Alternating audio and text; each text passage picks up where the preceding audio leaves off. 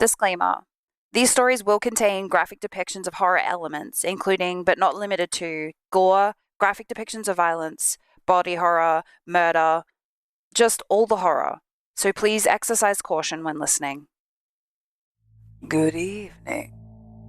Welcome to Sniper's Creepy Crypt, the spookiest place in the here and there, the place between where you're coming from and where you might never leave.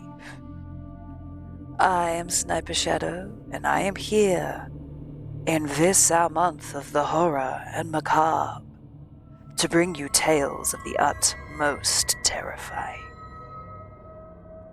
These tales are not my own. I simply overhear them from passers-by. Sniper's Creepy Crypt is open for 31 days and 31 days only, before it disappears for another year.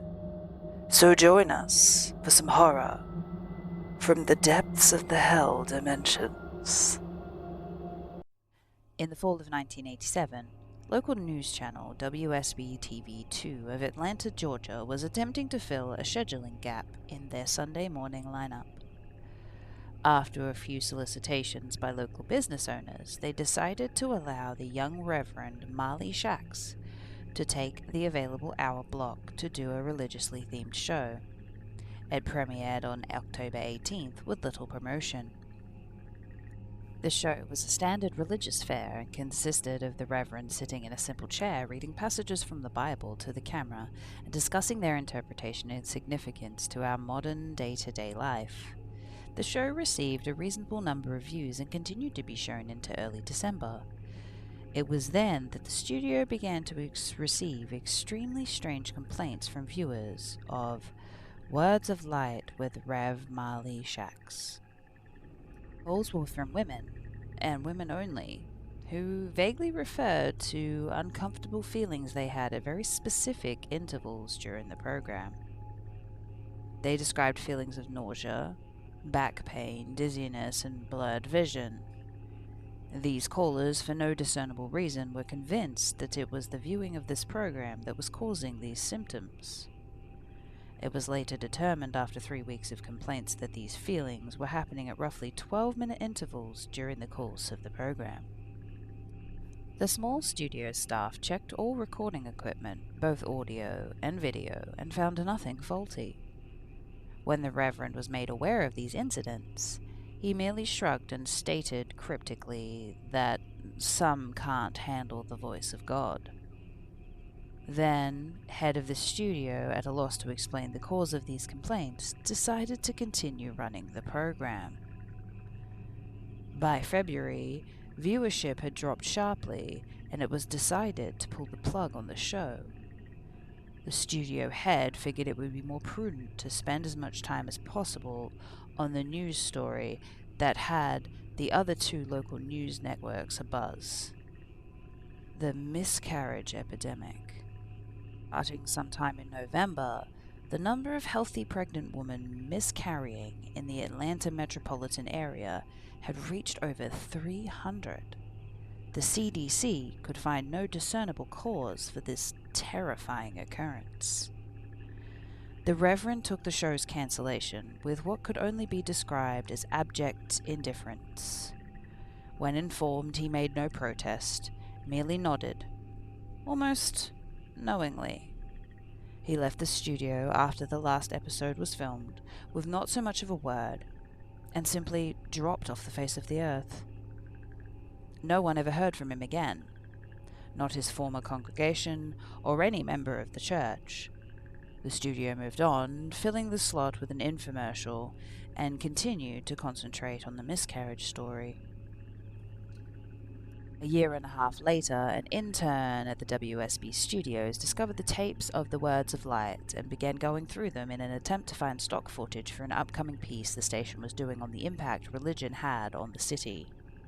The Atlanta incident, as the miscarriage epidemic became known in medical journals, petered out 3 months after the studio cancelled Reverend Sax's show and had already begun to fade from the public consciousness. As the intern went through the tapes, he accidentally made a disturbing discovery about the footage.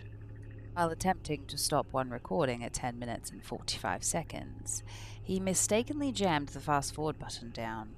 While the footage whizzed by, he attempted to pry up the button with a screwdriver.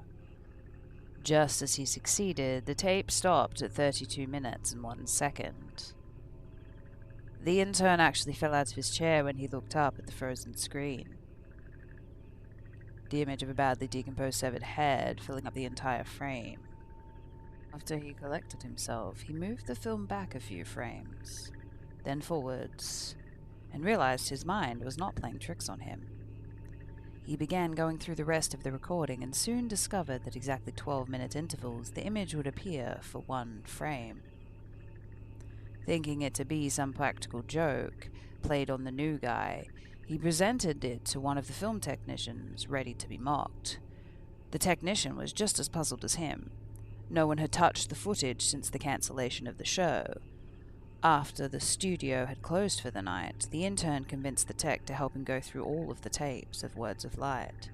They discovered that every single episode had the same horrifying anomaly. They also realized that as the show progressed, the image had become more and more disgusting, as maggots began to eat away the loose flesh and pieces of hair and skin that had fallen off exponentially.